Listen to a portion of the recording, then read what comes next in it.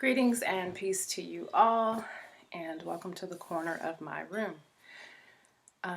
Thank you guys for all the loving, wonderful, amazing comments and the blessings and the encouragement, and just all the videos I post. I definitely appreciate it. I receive it, and I thank you. And also, if you hear dishes and little snickering and laughter, my children are carrying out their day. I homeschool. Many of you know that. But every now and then I get someone who says they're distracted by sound effects, and I do have a life and a family. So just bear with me. Be patient. Ignore it. I don't know. But thank you guys, for just being here. So, do you have a love-hate relationship with weed? I absolutely have had a love-hate relationship with weed for a long time. And in this video, let me start by saying I'm not a professional counselor, therapist as it pertains to addiction. I'm going to be speaking specifically on marijuana, cannabis, weed, and do another future video pertaining to other addictions such as alcohol, heavier narcotics, eating, sex, porn, whatever your vice is. I'll do that in a separate video. I just know I know when it comes to weed, it's one of those things that people are very sensitive about. You either love it or you hate it. You either defend it or you're kind of riding the fence, some of you. So that's why I wanted to share this video. Now, for many people who consider themselves to be spiritual or conscious, why is it that weed is one of those things that seem to really have a hold on you, on us? And I will share my personal experience with this because I got married at 21 and my husband introduced me to weed. I had my first drink with him, and for over a decade, I struggled with marijuana, smoking it, eating edibles.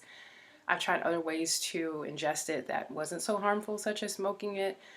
But overall, I came to a conclusion that it was an addiction for me.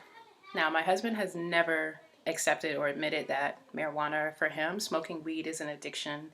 I think he started back when he was a teenager, and he will be 40 years old this year. So he's been smoking as long as I've known him. But for me, it was an addiction. Even when I could go a couple weeks without smoking, a part of me would still crave that escape. So that's what I wanted to talk about. Some of you may want to know if there are certain zodiac signs that are predisposed to drugs and alcohol. And certainly there can be, some will say Pisces because you want to escape, but not all Pisces are predisposed to wanting to escape through drugs and alcohol. It could certainly be through art. It could be through other means that people escape their reality. Aries is another sign that deals with kind of, burning through their energy. And drugs tend to allow this sort of fast-paced life and way of escaping the boredom and the mundane reality, and just having to put up with people. Going to work, you're just like, I can't wait till I get home so I can roll up. If that's your mindset, then chances are you do have an addiction, and you just need to accept that, like admit it. The first step in admitting you have an addiction, the first step in accepting your addiction is admitting you have the addiction. And that's usually hard for us to do because it means we have to take responsibility. We have to admit our weakness. We have to admit something has, a hold on us. And many people don't like to do that. But if you're honest with yourself, you can admit, I do have to smoke every day, or I can't stand dealing with this boring reality of superficial people and ignorance and the senselessness of our reality. I hate it. So I have to escape. So coming to that truth within yourself helps you to acknowledge the work that needs to be done. Because yes, marijuana is a plant. However you justify your use, if you're like, oh, God put it here, it helps us to elevate in consciousness. I've done these things. You can tell yourself these things, but I will honestly say it is not meant to be used to the capacity that we use it today. Even people who use it for medicinal purposes can abuse it and use it every day, and you're not in your right state of mind. I don't care how chill you are, how woke your conversations are, any of it. If it's something you have to do every day, it's something you're addicted to. And who are you without it? How good does your skin look and your hair look when you're not smoking? How great is your conversation when you're not under the influence? So I'm also on a bouncy ball. So I'm, if you guys see me moving around, I'm on this little yoga ball. But Yeah, so many of us have developed a love-hate relationship with marijuana. I know a part of me loves to have those moments where I could escape, especially within my relationship, because my husband and I are so opposite.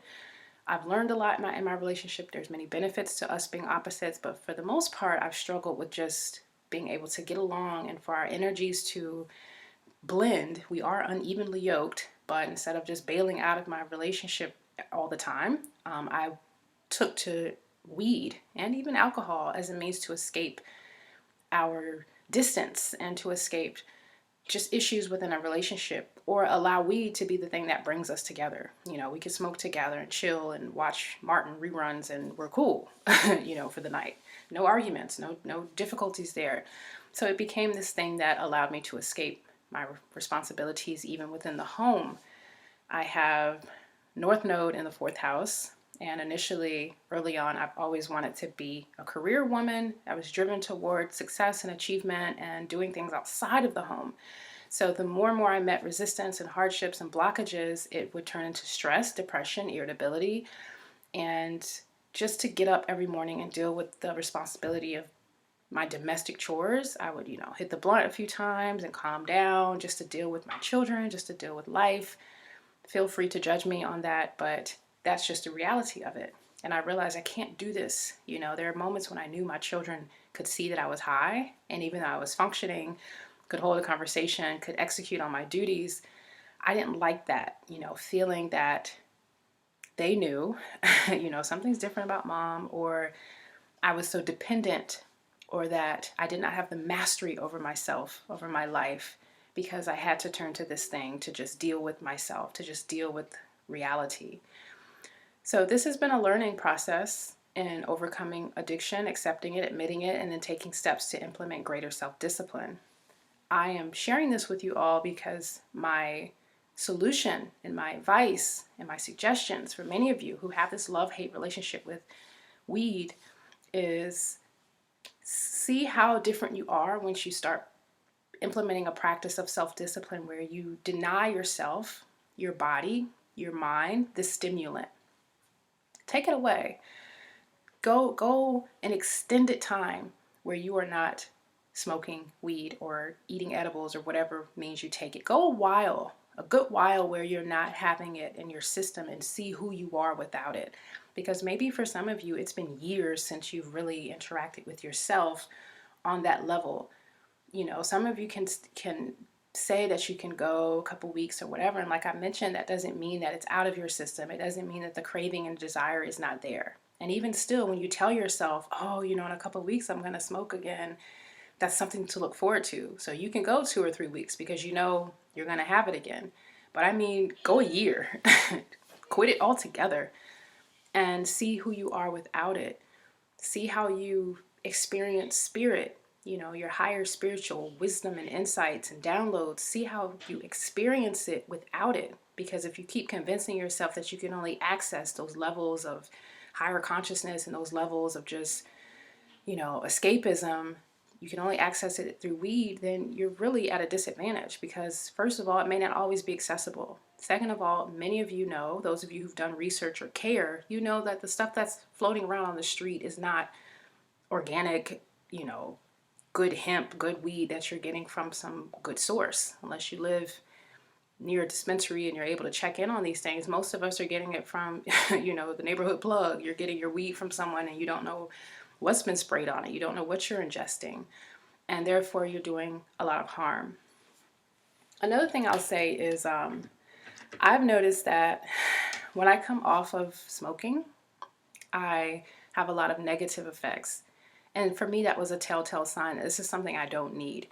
If you stop smoking weed for an extended time, let's say a month, 30 days, and you notice that you're having night sweats, you're irritable, you're having cravings, your physiological, the physiological response to not smoking is so negative or heavy and dense, that should tell you this is something I either was doing far too much in excess, and this is the negative consequences or the effects I feel when I'm off of it. That should tell you why you shouldn't do it. If you're having positive effects when you come off of it, like, man, I have such a clearer head now. When you smoke weed, even though you might feel good and you might think you have this heightened sense of awareness with your thoughts and your environment, most of you, it's a bit foggy. It's a bit hazy. You know, you kind of go through conversations just tuning in, but you're really not present with the conversation. You're not present with yourself. You're just in this like space. And for many of you, that's what you want. But just in all actuality, who are you without that? And I mentioned the negative effects. The positive effects may be that you have a clear head, you have more energy. All of a sudden, you can do some shit. You can get things done. You can execute on goals. You can follow through with applying for jobs. Like you kept procrastinating and putting it off and putting it off. Maybe your room and your environment isn't all that clean. You know, you've got roaches and blunt wrap papers, rolling papers, and you've just got stuff everywhere because you've been too lazy or too lethargic to take action on certain things you know you need to be doing. Like, be real, do an assessment, because I'm 100% certain that no one can say while they smoke weed, they're just this top functioning, high functioning person. It's just, I don't believe it. I don't care what you tell yourself. I just don't believe it because I've been in too many environments, been exposed to too many people. I've sat with people many, many times, and just the vibe was, you know, you smoke, everybody's talking and building with one another. That's great. But even still, that space of talking and building with other people seems to only be initiated under these circumstances of smoking. And that's something that needs to change. That's something that needs to change, because we as people, as humans, we should be able to interact with each other without this stimulant or some form of a distraction from the things that we don't want to deal with. And escapism and the need to numb ourselves from trauma, pain, heartbreak, abandonment, situations we've dealt with in the past, you know, that for a lot of people is what they are trying to escape, or that's why they are numbing their emotions through weed, is because the disappointments and the regrets and just the shit from the past seems to come up. And every time you blow trees, it's like you can just let it go, you know, not care, not give a F about your job or, you know, the partner that you're with that you really don't really care for. You just deal with it. You're numb. You're not taking action for yourself and for what you want in your life. So that's why I'm encouraging a balance, and for you to understand the need to look at the reality of your situation and who you are. For me, overcoming my addiction to weed meant I had to implement greater self-discipline. So as a Capricorn rising, Mars in the first house, it was a challenge. I felt that this thing was kind of having the mastery over me. And so I started saying, I'm going to get up every morning at like 5 a.m. At first it was 5 a.m. I'm going to get up every morning at 5 a.m. I started practicing a certain school of meditation and yoga, and I didn't do it for a trend, like because it was cute, you know, come roll out my mat and do my little morning yoga. No, I did it because I knew I needed something to help me to strengthen my willpower. Many people don't have willpower. That's why they're addicted to porn, to sex, to sugar, to all types of stuff, because the will to abstain from it is very weak. So when you implement certain practices that encourage self-discipline and that strengthen your willpower, you find that you're able to resist and abstain from things that really aren't good for you to begin with, or you're able to practice greater self-discipline and limiting your use of certain things. When the discipline and self-will is just not there, someone can offer you any and everything and you take it. You know, you're always chasing some way to feel better and instant gratification, and that doesn't strengthen our will. So I encourage you, for those of you who are ready and willing to take responsibility over your life, to be accountable for the years of time you've wasted caught up in this thing, to do that. It may not be getting up and doing yoga. That's not for everybody. For me, that works because I need to be in the home. Because of my lifestyle and having children, I need to be in the home. So I get up and I do something I can do right in the living room. Some of you may need to wake up early just to read or go running. Some of you may just need to instead of this vice, read a book. Challenge yourself to read a book a month, one book a month. And that's something that requires discipline for many of you who just don't read. So you're doing something that you typically don't feel like doing or you don't want to do, but it's helping you. It's to your benefit. The same way stretching and doing certain yoga exercises helps me to be calmer through my day, and I feel so good that I actually got up and I did it. So then I was able to get up at 4:30. Then I can get up at 4 a.m. and I'm able to like challenge myself in this area of life that helps me to feel confident, and I feel like, wow, I've got some self-discipline now, and it took a while, but I finally got here. And when I say took a while, I mean 10, 12 years of me going back and forth with weed before I've really have been able to strengthen myself with this just practice of self-discipline. And again, I'll do another video because I've struggled with alcohol on a level you wouldn't believe, but that's another video. So that's what's worked for me. For some of you, it may be something different. I'm gonna go, every day, and I'm gonna go to a nursing home and just check on some old people I don't even know and just give them some love and say hi and just sit with somebody. That's so out of your comfort zone, something you've never thought about doing, but you'd be surprised how that one thing encourages you and gives you some self-discipline and helps you to see beyond yourself, that life isn't always about you and that need to escape and that need to numb your feelings and being a victim. I'm not downplaying anybody's personal life experiences where you've had hardships, not at all. But at some point, we've got to grow out of that. We've got to go beyond that. We've got to accept that I'm not going to let my past, my regrets, my disappointments, my hurt claim my life through an addiction. So it's a matter of trust. You have to trust yourself and know that what you feel intuitively is right for you is actually right for you. Many times I would go a certain amount of time where I wasn't smoking weed, and I was okay. Life felt mediocre. Things were fine. It wasn't like a huge difference, like, oh, I'm so much more enlightened now that I'm not smoking. It wasn't some big revelation. And then the opportunity would come along for me to smoke again, I would give into my temptation. And then when I did smoke, I would be like, oh, this is like, oh, I've been missing this feeling, this sort of just like euphoria of chill. And I would convince myself that I did need it. Like, oh, this is why I smoke. Now I know why I had to smoke. But even still, even with that good feeling of this is why I was doing it, I still knew it was something that was just an escape. Okay, so being honest, for most of us, that is what it is. And the reason escapism is not good is because you're here, you're in this reality, you're on this plane, and escaping doesn't allow you to draw in something of substance to share with yourself or the world around you. Some people can channel good music. They like to get high and make music or get high and write, and that works for them. So that's why I said, I'm not here to judge. You do what works for you, but if that's an excuse, or if you can only write or only create music under those circumstances, then there's a bit of an issue there, because really that's something you're committing to and something you're going to have to do every time you're ready to get in that creative space. Which is why, some will say these particular zodiac signs are subject to escaping through drugs and alcohol, wherever Neptune is in the chart, or you've got some hard aspects to do with, the moon, these things where there's some type of psychological debilitation. There's this desire to, not have to deal with that or feel that.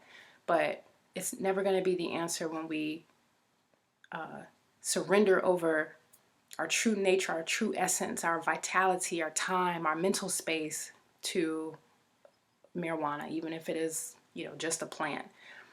Look around and just see the effects it's having on people that you may know with time and energy. And if it is something that you feel you just can't do without, I just challenge you to take the first step and like creating a distance, like time in between your use. This is you taking small steps. Because if it is for some of you something that you feel helps you with pain, like physical pain, or helps you with creativity, this is a part of the drug that you love. If it's something that like that, challenge yourself to space it out, like really create a space between the next time that you use and see how you feel in that space and what you're able to produce in your conversations and your creative expression and just maintaining your household. See who you are without it. Discipline and strengthening your will is something we all need. We need that more than we need the marijuana. So if you find that you have a weak will or no self-discipline, that's what you want to focus on and you want to strengthen before you surrender to the weed, to that desire. Because it does open up a lot of other vices for people. It does create this craving or this desire. People tend to be more sexual. People tend to have these other needs that emerge under the influence of marijuana. And food is one of them. Not many people I know who blow trees all day like are super healthy vegans. I'm just gonna be honest. You know, they eat snack, they eat a lot of junk, they turn to their other cravings, and that just becomes something else that they're addicted to. And again, it shows just in the physical appearance of a person when they smoke a lot. You know, you start to see it on their teeth and their eyes and their hair and their skin over a duration of time. So if you're lying to yourself even about those things, like, you know, oh, I think I look all right. Just how do you look without it? That's all I'm saying. Give yourself an opportunity to blossom without these influences. So if it's a love-hate relationship you have, give yourself this year to just do a trial, you know, test out a different expression of you when you're not under the influence, as I keep reiterating. So without sounding redundant, share your experience, share how you feel about weed, cannabis. Some of you just enjoy the hemp, the CBD. You're not really big on the getting high THC portion of the plant. So share some of the health benefits you've noticed. If you are coming off of smoking and you have these negative effects of the night sweats and, you know, bad dreams or no dreams or cravings and irritability and fogginess, all of that kind of stuff, again, that should be an indication of what isn't working for you. If you see the benefits when you stop smoking, that you think better, you're more active, you're more physical, you're more energetic, you can start to recall your dreams again, and that's wonderful. I've dealt with that and I've seen the difference, and this is why I know for me it works better when I'm in a clear state of mind, when I'm just level-headed and I'm present with my children. I'm not having to smoke just to go be around family, because I do enjoy being alone. I enjoy spiritual studies and these things, and what better way to kind of indulge in it than being high? But the better way to indulge in it is to not be high. Just to be honest, the better way to do it is to not be high, because then you really are challenging yourself to, you know, step into that realm just as you are. No mask on, no, you know, cloud of hallucinations or whatever. And that's a really good feeling when you take your power back. So thank you guys for tuning in. Share your experiences, your judgments, your humor pertaining to this subject. I do appreciate it. Again, if you've messaged me and I didn't respond to you, I apologize. Send another message or send that email again. Sometimes I don't get alerts. I don't know what that is, but I'm here and I'm definitely interested in supporting many of you in any way that I can, if it does pertain to these matters of addictions, of just, you know, overcoming your own self-sabotaging ways, limitations, or habits. We're all in this together. So much love to you guys. Thanks for tuning in, and until next time, peace.